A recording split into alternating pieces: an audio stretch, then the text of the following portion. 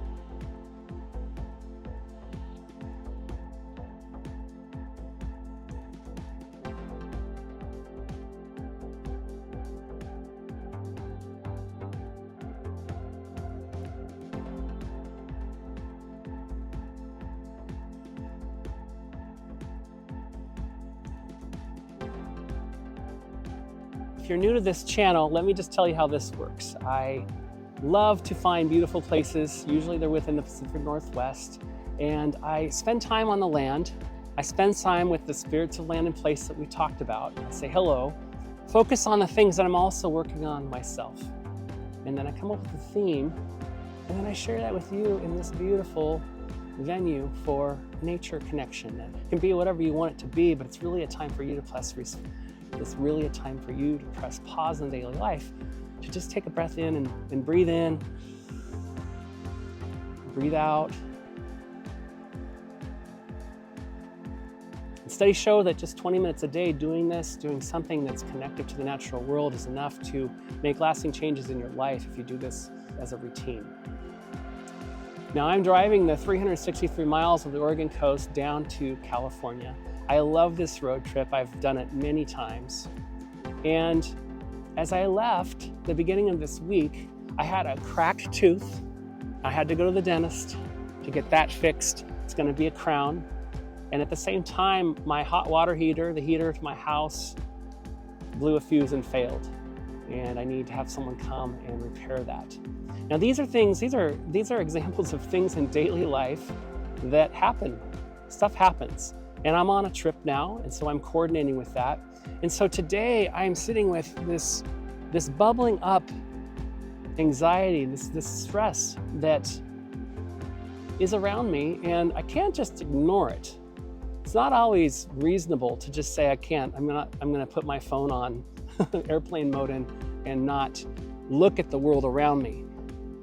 And so a really good alternative is to go into the natural world like what we're doing here and connect in order to identify the stress, to look at it and to greet it and say, hello anxiety, hello this problem with my hot water heater, just in my example.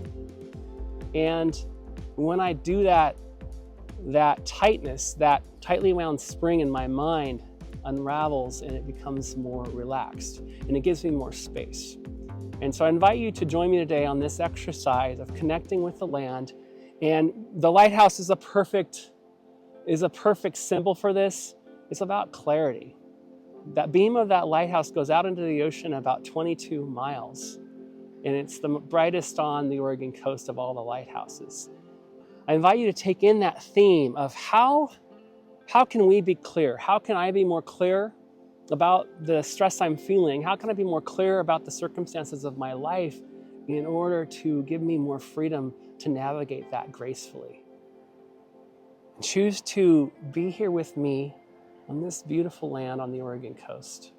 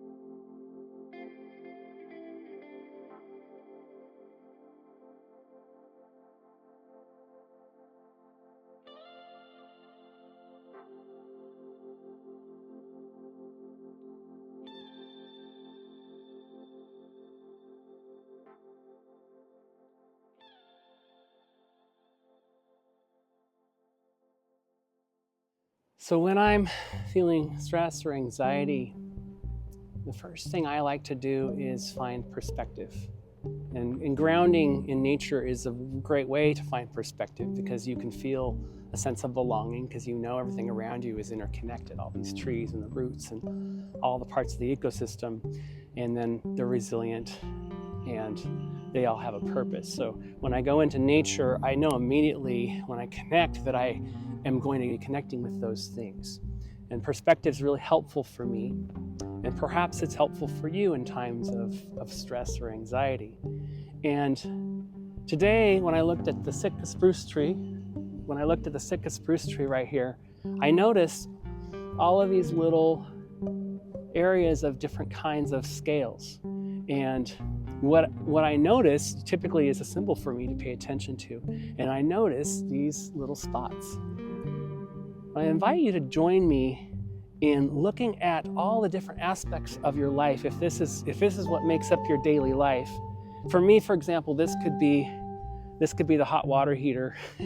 This could be chipping my tooth and have to get a crown. But it's in the scope of all the other things in my life.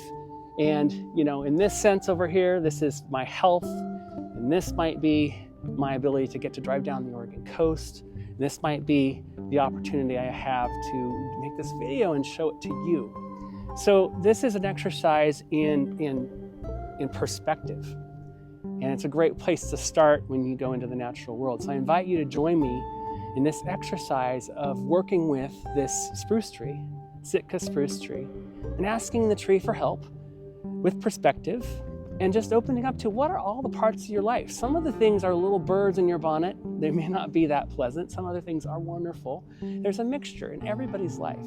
So I invite you to work with this tree and just gently ask questions about your life and see if there's any particular thing here, any symbol that stands out to you, especially where you are right now at this moment. Remember to take in a big deep breath, big exhale. And feel your roots in this forest on the Oregon coast.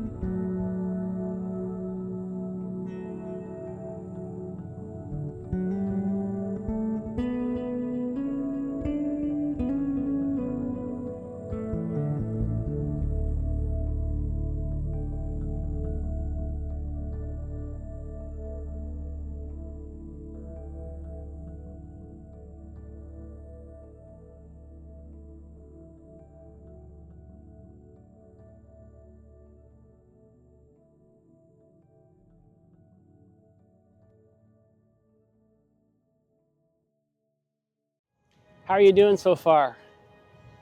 I'm up on this ledge, but don't worry, I'm safe. And it's a spectacular viewpoint. And going through anxiety or going through stress or going through a circumstance of daily life can be spectacular in a certain way too, because it can be like this wind blowing at me right now.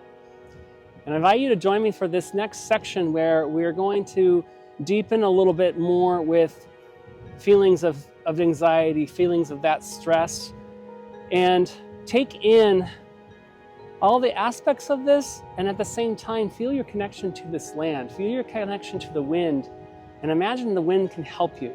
Feel your connection to the waves down below crashing on the rocks, and maybe there's symbolism there. For me, needing to get a new tooth is like a wave crashing on the rock and going in and having a drill going into my molar. And so the way that I can decompress is really giving this to nature and letting nature help me with this. So this is the moment I invite you to bring maybe what you might be feeling today, stress or anxiety, or maybe just remembering to a time or looking to how you could do this in the future, and really open up to what this looks like for you right now in your life. Is it the wind? Is it the waves crashing on the rocks? Is it the steep slopes? There's lots of symbols here for the calamity of the day. Remember, take a big deep breath in, a big exhale.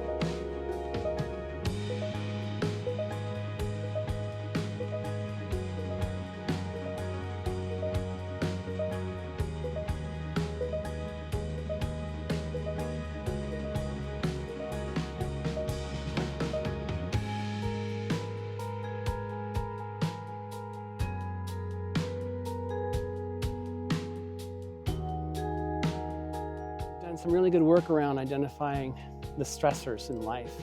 Maybe that's anxiety, sadness, maybe it's an event that happens. And the next step, or this next exercise, is about taking that thing or that feeling and then going a little deeper to understand what are the root feelings that are involved in this, or what might you really actually be afraid of. And for me, with the boiler, because I'm an Airbnb host, just as an example, my fear is that I'm going to disrupt somebody's vacation who's going to stay with me, and that they might give me a bad review, and then it might impact my Airbnb business. And so the true fear for me is around that, is around fear of this going awry, my business. I invite you to join me in this opportunity, is to take something that might be happening or a feeling you might have, and then go into the forest here and ask the forest, the trees to help. And as you do this immersion, maybe weave through the thick of these trees in this forest and see if you find one that you connect with. And just open up to curiosity about what that might be, and maybe ask that tree for some deeper wisdom.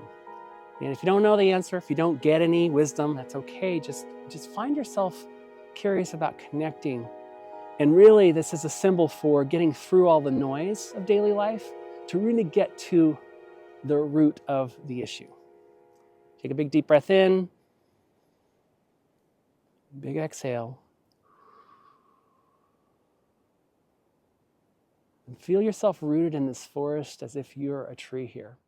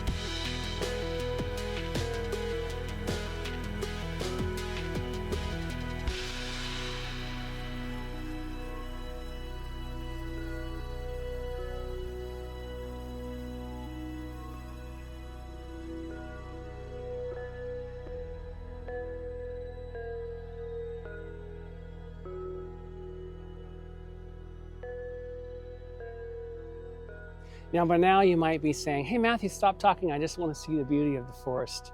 And I'm here to guide you.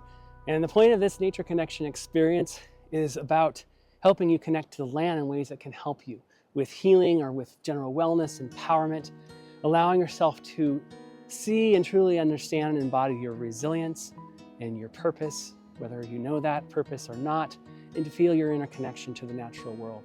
And so by connecting with nature to look deeper at all the parts of you, including maybe a stress in your life or a circumstance that is just a little bee in your bonnet, It's the path to healing. It's the path to understanding that you can face what you can handle. And speaking of facing what we can handle, there's some stairs right here. So I invite you to join me for walking up these steps. I'm going to do the work. I'm going to film it. You get to come along on my back, so to speak, like you're in a backpack with me. And as we go up the steps, I want you to reflect on the ways that you have used nature in the past for healing or for decompression or de-stressing, and reflect on the ways that you have brought the things in your life to the natural world. And if you are open to more practice, then imagine that this is you climbing up these steps with me and understanding that sometimes looking at your inner self is uncomfortable. Sometimes it's disturbing. Sometimes it's work. It's like walking up these steps. So as we do that, I want you to just sit with that in whatever way makes sense for you. Remember to take a big deep breath in. Big exhale. Feel your connection to this forest. You are here with me.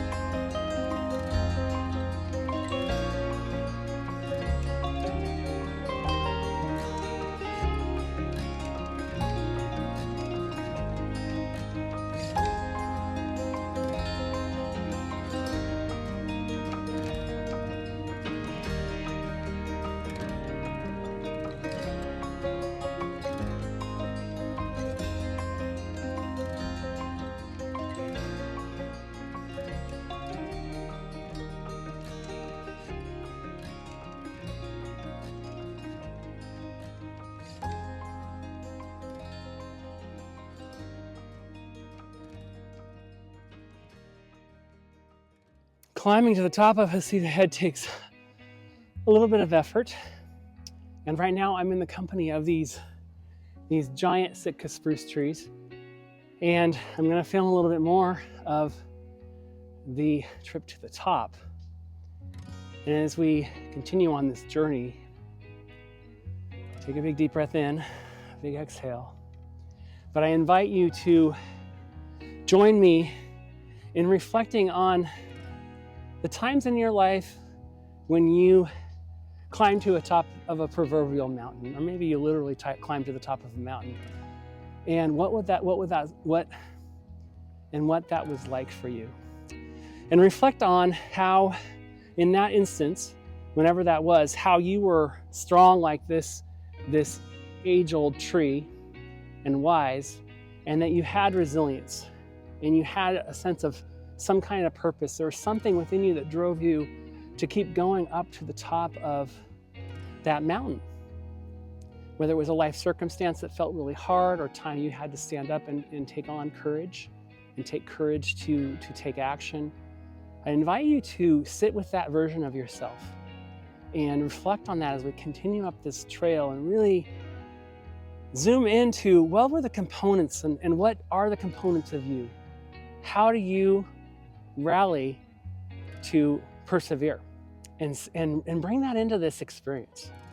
Remember to take a big deep breath in, big exhale, and feel your connection here in the forest.